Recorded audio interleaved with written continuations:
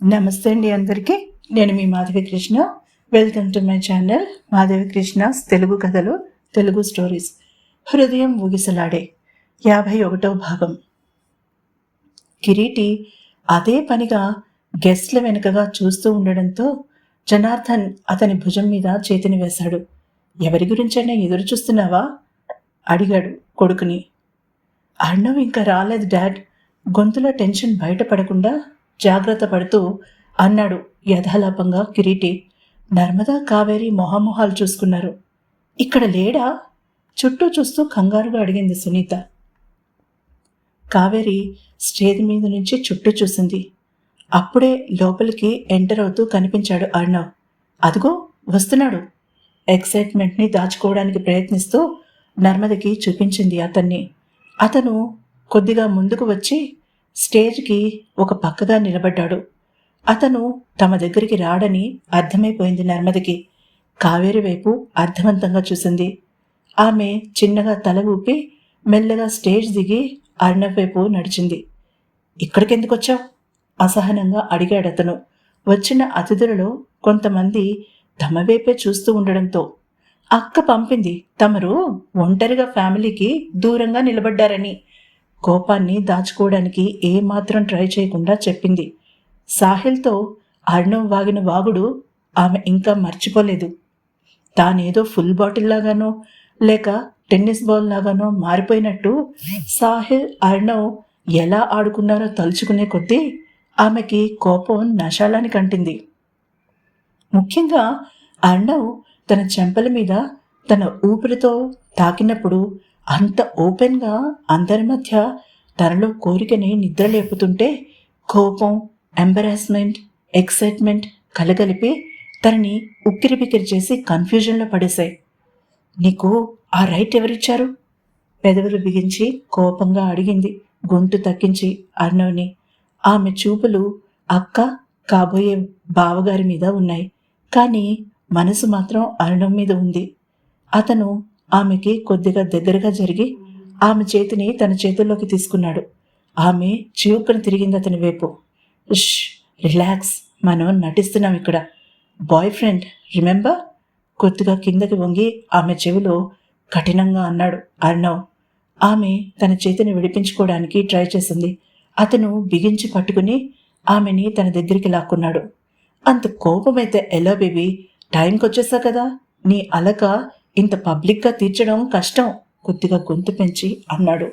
వాళ్ళకి 2 అడుగుల దూరంలో నిలబడిన జంటలో భార్య కిసుక్కున నవ్వడంతో కావేరి అర్ణవ్ వైపు కోపంగా చూడబోయి ఆఖరి నిమిషంలో తన మనసు మార్చుకుంది.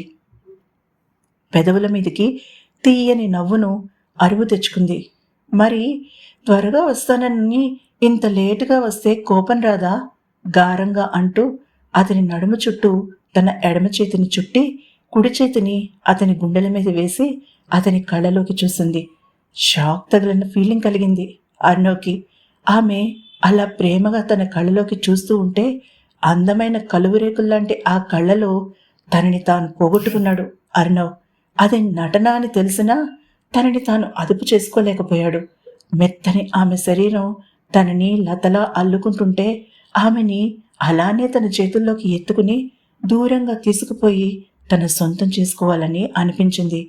ఆమె చెయ్యి అతని రిబ్కేజ్ మీద సున్నితంగా పైకి కిందికి కదులుతుంటే ఆ ఇంటిమేట్ టచ్ తామిద్దరూ బెడ్ మీద ఉన్నప్పుడు ఎలా ఉంటుందా అన్న ఆలోచనే అతన్ని పిచ్చివాడిని చేసేసింది.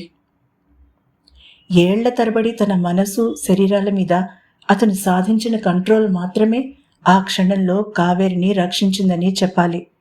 నిప్పుతో ఆరడం మంచిది కాదు కావేరి.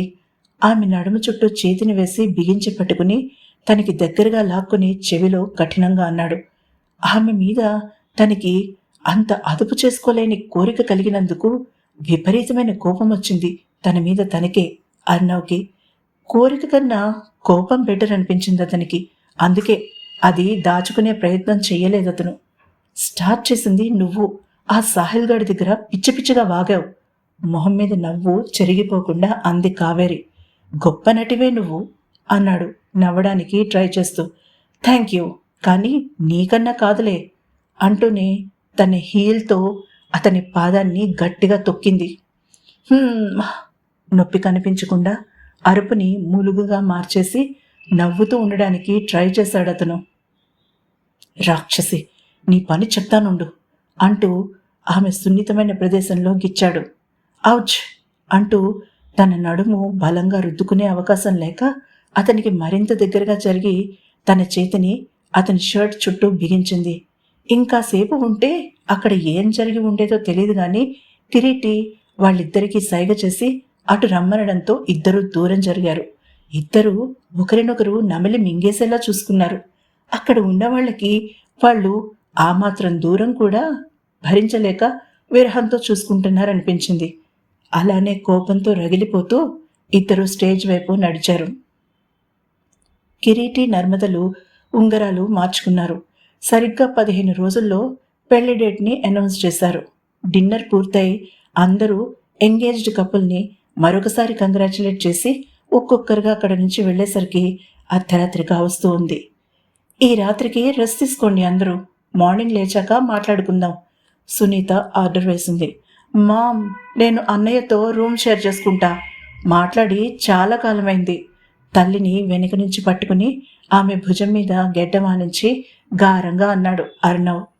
అలా అతను తల్లి దగ్గర గారాలు పోయి కొన్నేళ్లవ్వడంతో సునీత కళ్ళల్లో మాత్రమే కాదు, జనార్దన్ కళ్ళలో కూడా చెమ్మ చేరింది.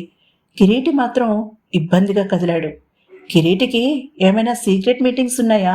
అలా ఇబ్బందిగా చూస్తున్నాడేంటి అంటూనే నర్మద వైపు తిరిగి కన్ను గీటాడు అర్ణవ్. ఉలిక్కి పడింది నర్మద. కిరీటి ఛాలెంజ్ గుర్తొచ్చింది. అబ్బే, అలాంటిదేమీ లేదుగా అనేసింది కంగారుగా. కళ్ళు చిన్నవి చేసి అనుమానంగా చూసింది కిరీటి నర్మదల వైపు సునీత. కావేరి మాత్రం కోపంగా చూసింది అర్ణవ్ వైపు. అదేమీ పట్టించుకోలేదు అర్ణవ్. చాలా ఏళ్ల తర్వాత కిరీటిని టీజ్ చేస్తూ ఇబ్బందికర పరిస్థితుల్లోకి నెట్టాడతను. అన్నగారి ఇబ్బందిని చూసి ఎంజాయ్ చేస్తున్నాడు. కిరీటి అర్ణవ్ ఒక రూమ్ని షేర్ చేసుకుంటారు.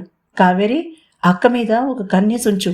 ఈ 15 రోజులు నీ అక్కాబావలకి ఒంటరితనం దొరకకుండా చూసే బాధ్యత నీది, అర్ణవ్ది చెప్పి అందరినీ రెస్ట్ తీసుకోవడానికి తరిమింది సునీత. తోడు దొంగలకి రెస్పాన్సిబిలిటీ అప్పచెప్పావా సుని? చిన్నగా నవ్వుతూ అడిగాడు జనార్దన్. దొంగ చేతికి తాళాలు ఇస్తే మనకి తెలుస్తుందని నవ్వుతూ అంది భర్తతో. సరిగ్గా 15 గంట తర్వాత వాళ్ళ రూమ్లో లైట్ ఆరిపోయింది. కిరీటి అసహనంగా బెడ్ మీద అటు ఇటు కదిలాడు. కోపంగా అర్ణవ్ వైపు చూశాడు. అతను మాత్రం హ్యాపీగా విజిల్ వేసుకుంటూ డ్రెస్ చేంజ్ చేసుకుని వచ్చి తన బెడ్ మీద కూర్చుని అన్నగారి వైపు చూశాడు. మొహం వేళ్లాడేసుకుని ముడుచుకుని పడుకున్న కిరీటిని చూడగానే పక్కున నవ్వాడు. నేను గెస్ట్ చేసింది కరెక్టేనా అయితే అడిగాడు నవ్వుతూ. పడుకో, నోరు మూసుకుని, డిస్టర్బ్ చేయకు అంటూ అటు తిరిగి పడుకున్నాడు కిరీటి. సరే అయితే, రాత్రంతా కబుర్లు చెప్దామనుకున్నాను. విసుగ్గా ఉన్నట్టున్నావు, నిద్రపో, రేపు మాట్లాడుకుందాం అని ముసుగుతన్ని పడుకున్నాడు అర్ణవ్. 2 నిమిషాలకే చక్కగా నిద్రలోకి జారుకున్న అర్ణవ్ని చూడగానే ఉక్రోషంతో తలగడని విసిరాడు కిరీటి. అదేమీ తెలియనంత గాఢ నిద్రలోకి వెళ్ళిపోయాడు అర్ణవ్. సరిగ్గా అరగంట వెయిట్ చేశాక ఇక అర్ణవ్ లేవడని అర్థమయ్యాక మెల్లగా బెడ్ మీద నుంచి లేచాడు కిరీటి. సరిగ్గా డోర్ దగ్గరికి వెళ్ళి మెల్లగా బయటకు జారుకోపోతుండగా వినిపించింది అర్ణవ్ కంఠం. మమ్మీతో చెప్తా. ఈ ఎపిసోడ్ కనుక మీకు నచ్చినట్లయితే తప్పకుండా సబ్స్క్రైబ్ చేసుకోండి, అలాగే లైక్ కొట్టండి. ఇప్పటి వరకు సబ్స్క్రైబ్ చేసుకున్న శ్రోతలందరికీ కూడా నా ధన్యవాదాలండి.